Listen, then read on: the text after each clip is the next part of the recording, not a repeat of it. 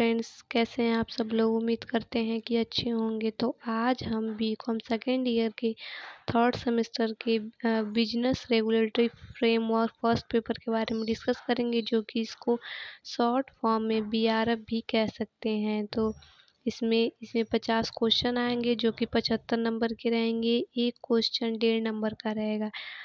तो बिना देर किए हुए चलिए वीडियो को स्टार्ट करते हैं। तो फर्स्ट क्वेश्चन है, अनुबंध के लिए ठहराव का होना है।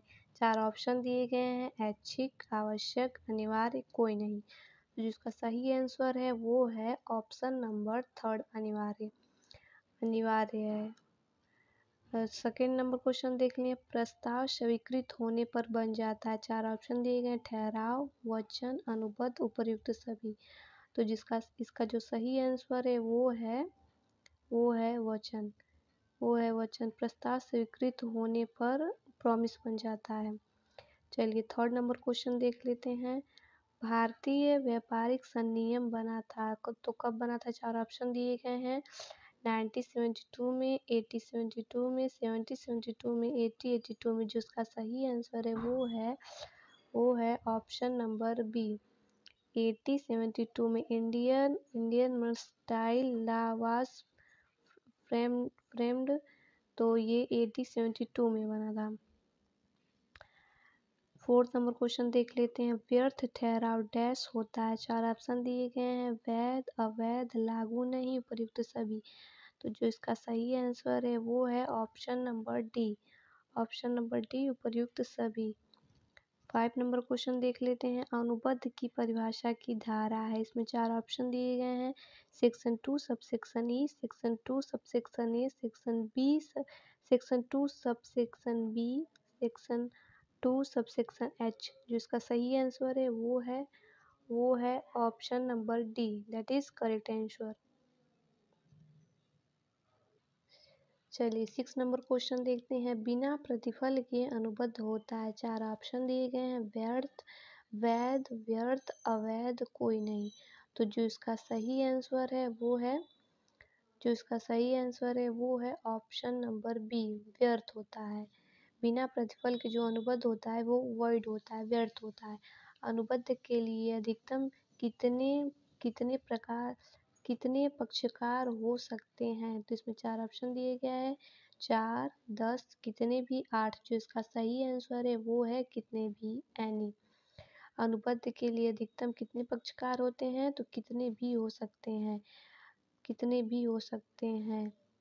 चलिए 8 नंबर क्वेश्चन देखते हैं, ठहराव के लिए कम से कम पक्षकार होते हैं। 4 ऑप्शन दिए गए हैं, 6, 2, 4, 10। जो इसका सही आंसर है वो है ऑप्शन नंबर बी, 2 पक्षकार। ठहराव के लिए कम से कम 2 पक्षकार होते हैं। स्वीकार किया गया प्रस्ताव कहलाता है। 4 ऑप्शन दिए गए हैं, ठहराव, वचन, अनुबंध, कोई नहीं। जिसका सही आंसर है वो है ऑप्शन नंबर बी, स्वीकृत किया गया प्रस्ताव क्या कहलाता है, प्रॉमिस कहलाता है। भारतीय व्यापारी संनियम का स्रोत है। 4 ऑप्शन दिए गए हैं, अंग्रेजी संनियम, अमेरिकन संनियम, फ्रांसीसी संनियम, जापानी संनियम। जो इसका सही आंसर है वो है अंग्रेजी संनियम, इंग्लिश लॉ। जो भारतीय व्यापारी संनियम का स्रोत है वो है इंग्लिश लॉ। चलिए 11 नंबर क्वेश्चन देख लेते हैं, प्रस्ताव की धारा है। Section 2 subsection B, section 2 subsection C, section 2 subsection E, section 2 subsection ए।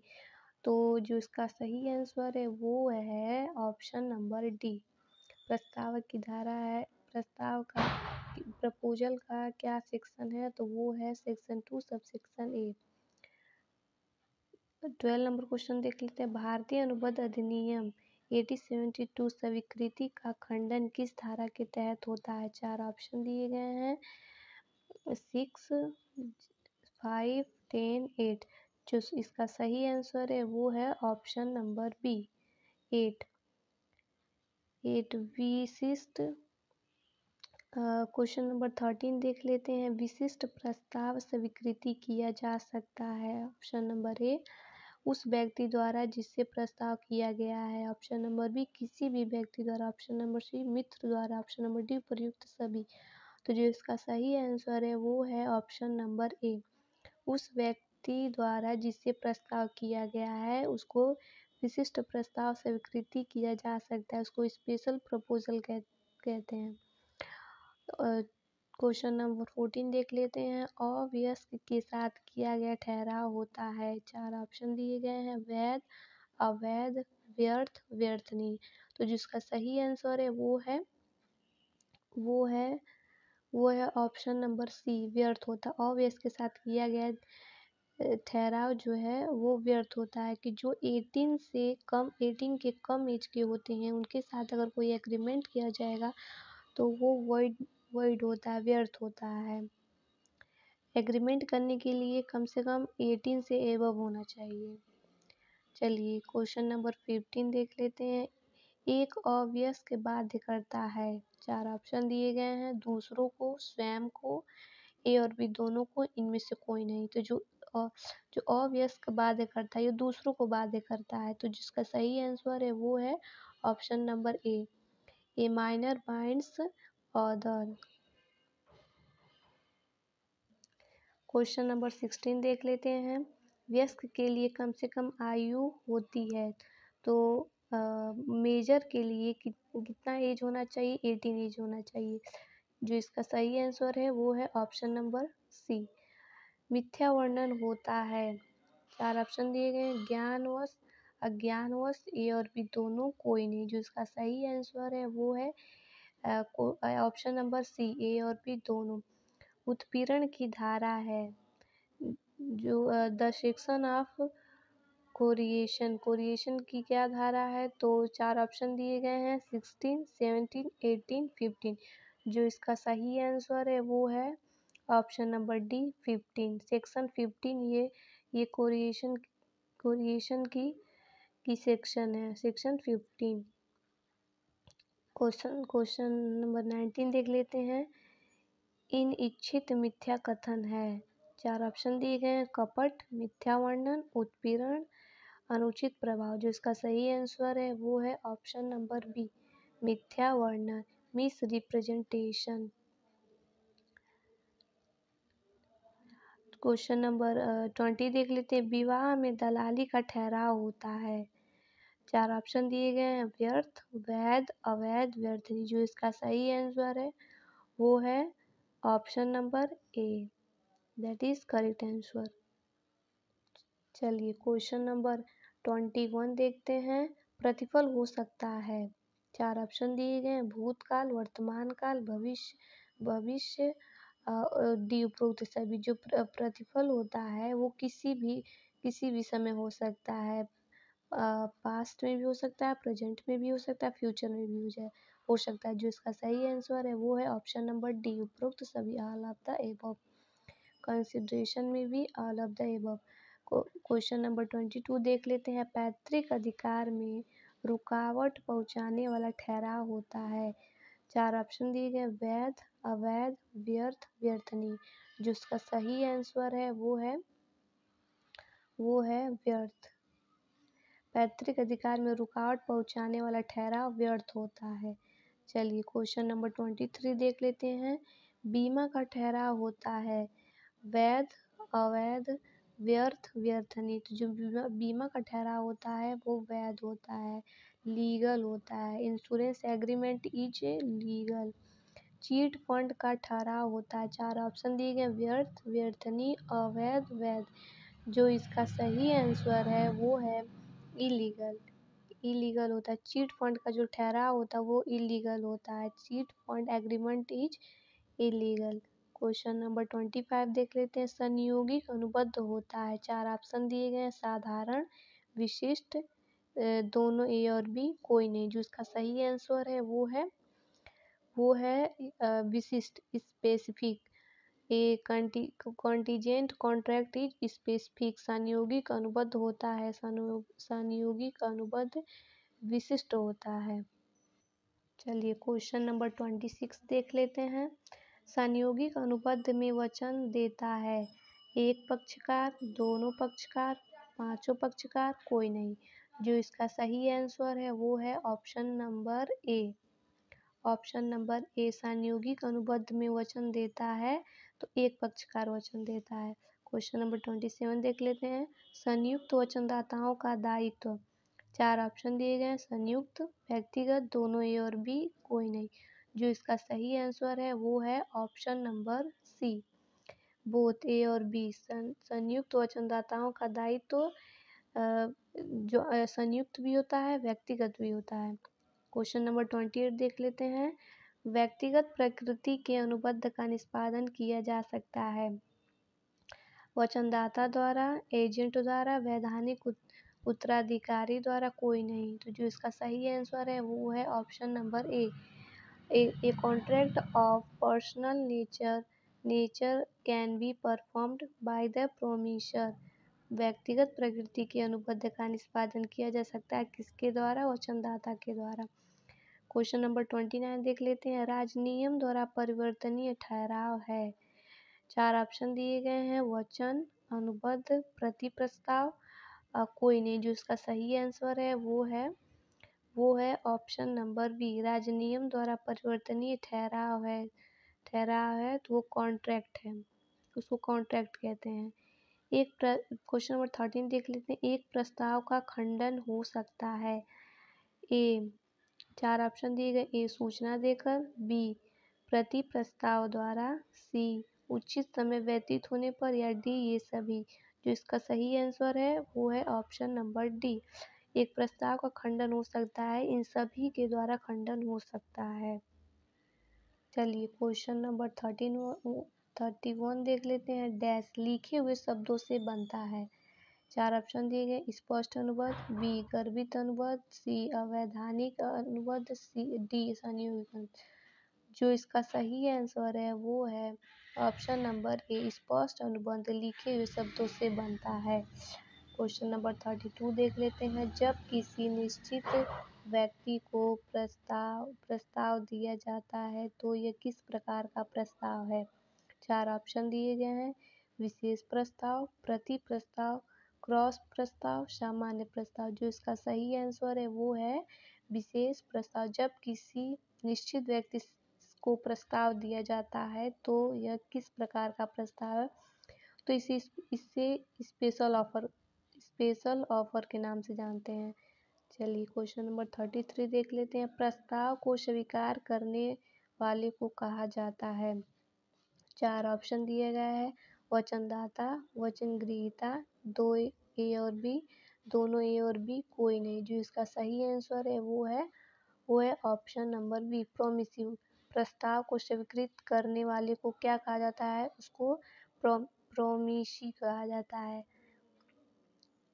चलिए क्वेश्चन नंबर 34 देख लेते हैं। भारतीय अनुबंध अधिनियम 1872 कब प्रस्ताव से लागू हुआ? तो चार ऑप्शन दिए गए। 1 मई 1872, 1 सितंबर 1872, 11 सितंबर 1872, 21 सितंबर 1872। जो इसका सही आंसर है वो है ऑप्शन नंबर बी, 1 सितंबर 1872। चलिए क्वेश्चन नंबर 35 देख लेते हैं। कार्य असंभव होने पर अनुबंध होता है। चार ऑप्शन दिए गए हैं। अवैध, वैध, व्यर्थ, व्यर्थनी। जो इसका सही आंसर है वो है ऑप्शन नंबर सी। कार्य असंभव होने पर अनुबंध होता है तो यह व्यर्थ हो जाता है, वॉइड हो जाता है। क्वेश्चन नंबर 36 देख लेते हैं। वाद सामान्य प्रस्ताव से संबंधित है। तो चार ऑप्शन दिए गए हैं। Balfour versus Balfour, option number B Gauri Dutt versus Lalman, option number C Kargil versus carbolic ball, option number D कोई नहीं। तो जो इसका सही आंसर है वो है option number C. Option number C Kargil versus carbolic. चलिए क्वेश्चन नंबर 37 देख लेते हैं। कानूनी कहावत क्विड प्रो क्यों संदर्भित करता है? चार ऑप्शन दिए गए हैं। समान स्थिति, ऑप्शन नंबर बी बदले में पैसा, ऑप्शन नंबर सी कुछ के बदले में कुछ, ऑप्शन नंबर डी ये सभी। जो इसका सही आंसर है वो है option number C. Option number C. चलिए क्वेश्चन नंबर 38 देख लेते हैं। अनुबंध के खंडन पर पीड़ित पक्षकार के लिए प्रावधान है। 4 ऑप्शन दिए गए। क्षतिपूर्ति, ऑप्शन नंबर बी निषेधाज्ञा, option number C quantum merit, option number D ये सभी। तो जो इसका सही आंसर है वो है ये सभी। चलिए क्वेश्चन नंबर 39 देख लेते हैं। निष्पादन की असंभवता का अर्थ है। 4 ऑप्शन दिया गया है। हड़ताल, तालाबंदी, विषय वस्तु की आंशिक सफलता, डी विषय वस्तु का नष्ट हो जाना। जो इसका सही आंसर है वो है ऑप्शन नंबर डी। निष्पादन की असंभवता का अर्थ होता है विषय वस्तु का नष्ट हो जाता है। क्वेश्चन नंबर 40 देख लेते हैं। यदि अनुबंध के खंडन के लिए कोई कार्रवाई नहीं की जाती है तो अनुबंध की समाप्ति की सीमा है। 4 ऑप्शन दिए गए। 1 वर्ष, 2 वर्ष, 3 वर्ष, 4 वर्ष। जो इसका सही आंसर है वो है 3 वर्ष।